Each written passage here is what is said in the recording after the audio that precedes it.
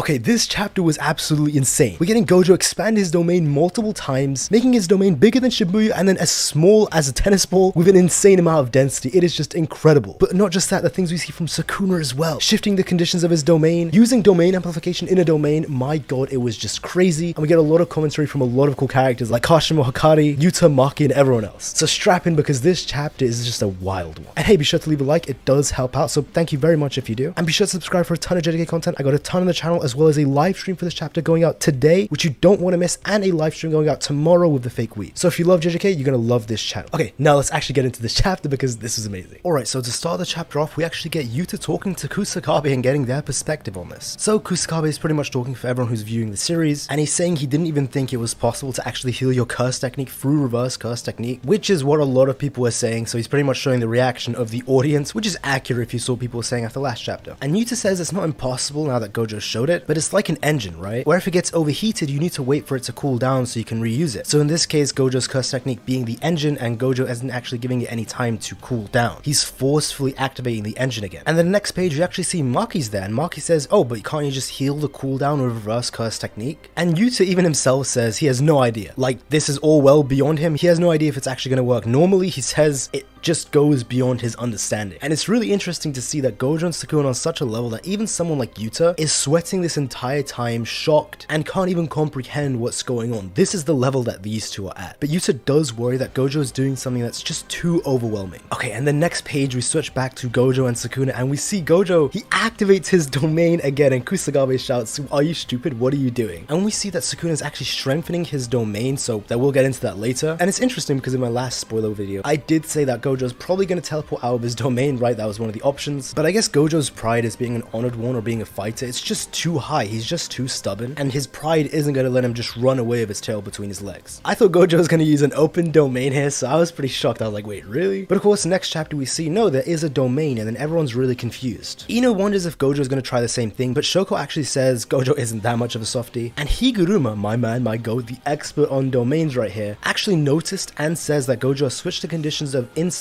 and outside of his domain, meaning that Gojo's barrier is now stronger on the outside from attacks from the inside. Now this is just incredible, and Yusura, if you're watching this actually in a space, she predicted that this was going to happen as it was happening, so shout out you, but it's incredible. So I guess he can harden his shell that much so that it can actually withstand Malevolent Shrine. And then the next page we see something absolutely crazy. Sukuna is using domain amplification at the same time while using domain expansion. I saw some people were confused about this. Yes, you can use your curse technique while your domain expansion is open. For some reason, a lot of people thought Gojo's Infinity isn't on, or you can't use curse techniques within it. The opposite is actually true, as we saw dozens of characters. While you're within your domain expansion, not only can you still use your curse technique on top of the sure hit, but you actually get an environmental buff, as said by Gojo, where every sorcerer in the domain gets a buff. And the narrator also said that Megami, even with an incomplete domain, actually gave a number, and it was 120%. So assumedly, if someone actually has a completed domain, it'd be more than 120%. And again, Gojo does confirm this while he's fighting Jogo. So what that means is that the bare minimum, the Infinity is even stronger while Gojo's in his domain. Maybe not because it's clashing, but to bypass this Infinity, Sukuna uses his domain amplification while his domain expansion is on at the same time. It's incredible. It really is like the editor said in the last chapter, where logic doesn't apply to these guys. Gojo says who cares, and they continue to fight, but then Gojo realizes that the shrine is actually still active, the domain is still on, but the sure hit is off, and that actually worries everyone. And then we also get Kenjaku, so I actually called this out, where I actually had a gut feeling that we'd see Kenjaku this chapter. He explains that people who are touching Gojo's infinite void aren't actually affected by the information dump, and we've seen this before where Gojo is actually holding Yuji, and that's why the information will all go to him. And the entire time, Sukuna's actually been keeping in touch with Gojo to survive the infinite void effect and not just get obliterated by the information dump. Though maybe he could actually just heal that, but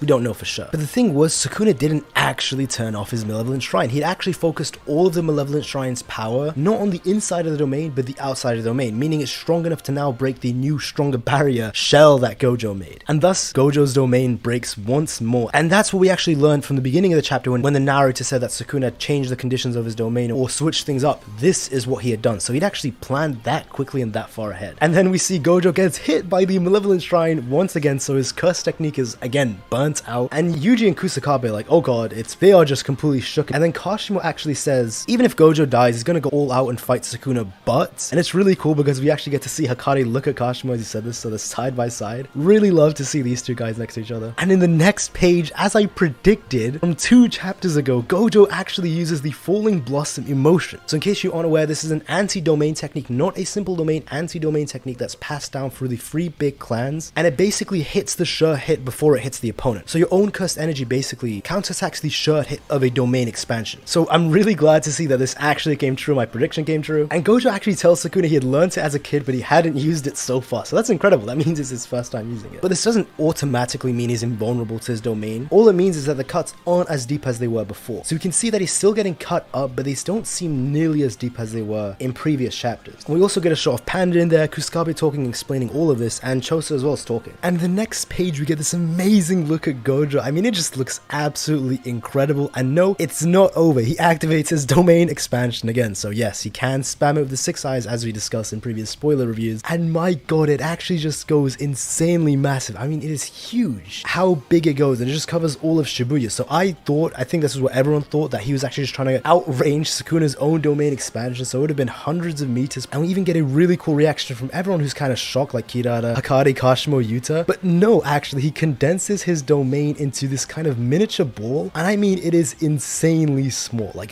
just tiny. You could probably hold it in the palm of your hands. And the chapter ends with that. The editor's comment at the end of the chapter also said that the density is increasing for the battle of the strongest. Okay, so there we go. The density of the domain is just ridiculously powerful, and it just looks like a miniature black hole as well. It's crazy. So I guess now that he's made the density or the shell so small, this little condition has probably made the strength of the shell so unbelievably powerful that I don't think it's breaking. I think the hour shell is just unbreakable now, no matter what Sukuna does, unless Sukuna makes a mini domain expansion as well. But in that situation, he'd have to recast his domain. Maybe not though, since he did shift the conditions of his domain while it was already open, so it's not like you need to recast to change conditions. But yeah, this was just a phenomenal chapter. Again, still in the domains. I thought we would have been done of it, but I am not complaining. It is incredible to see all of this domain jargon and shenanigans go on this chapter, and it really just was amazing. I mean, both characters looked so impressive. This was probably the second time that this has actually happened, but both characters looked equally impressive. Like, I can't say Gojo or Sukuna looked better. No, they both looked like monsters, and they both just weren't giving up. And I mean, overall, just what a chapter. This was just something else, really. No break next week too. The double page spread was absolutely beautiful, and we also got the results of the popularity poll too, which I should be showing on the screen. Now, I do think that the editor's comments from a couple days ago saying it's going to actually reach the climax soon, I think he's pretty accurate. I think what we're going to get next chapter is going to be the climax of everything that's happened. But just a phenomenal chapter. Let me know in the comments your thoughts on this and what you think is going to happen next, because there's so many ways it could go, or even who you think is more impressive. And hey, help your boy out and leave a like, it does help out. And of course, be sure to subscribe for more JJK content just like this. I got a ton on the channel, and I'll also be doing a live stream today too, and tomorrow as well for the chapter. So if you want to see some talk about this chapter, be sure to do so. And of course, thank you to all the members of the channel as well. Thank you guys very much. If you see your name on the screen, you're an absolute legend. Thank you. And that's all from me. Take care, guys.